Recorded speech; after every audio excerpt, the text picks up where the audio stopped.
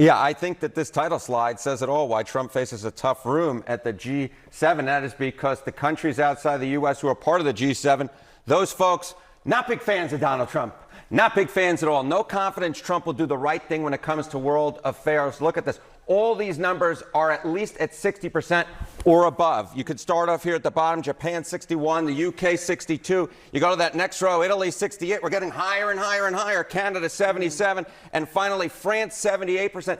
And Germany, 81% of Germans have no confidence that Donald Trump will do the right thing when it comes to world affairs. We're looking at a supermajority in all 6 of these G7 countries besides the U.S. They do not like Donald Trump. They have no confidence in him to do the right thing when it comes to world affairs. And I think that will inform some of the leaders there in those countries going into this G7 summit with Donald Trump. And again, he's just going to face a tough room because those folks in those countries, they don't really like Donald Trump. How much has this changed since Trump was elected? Yeah, this is, I think, you see all these numbers here and you go, okay, has this always been the case that there's been such low confidence in the U.S. leader? Take a look here. Okay, no confidence that the U.S. president will do the right thing when it comes to world affairs. We're going to look at a median of those 6 countries that we just saw on the other side. You see it here. In 2025, 73%.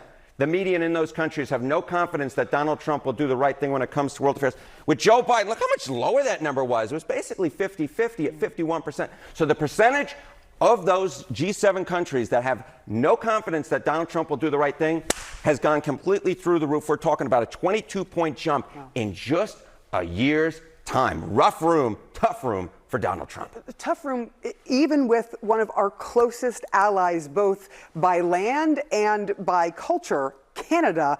Do they want even a deal with Trump? Yeah, this to me is the number that kind of says it all, right? We're talking about allies of the United States here. No ally has been closer to us over the years than Canada has been, but Canadians are reducing reliance on the U.S. as a trade partner. Look at this. 91% say that, yes, that they, in fact, that Canadians should, in fact, reduce reliance on the U.S. as a trade partner. You never see numbers that high. I'm laughing because it's just unprecedented compared to just 9% who disagree. 9%, that's about the percentage of Americans who believe we faked the moon landing. When you're in this territory, you know that we're in a lot of trouble. Donald Trump's in a lot of trouble when it comes to Canadians' views on him. That is an unprecedented number in any poll, anywhere, anytime. Yeah. All right. Harry Enden, thank you so much. Thank you. John.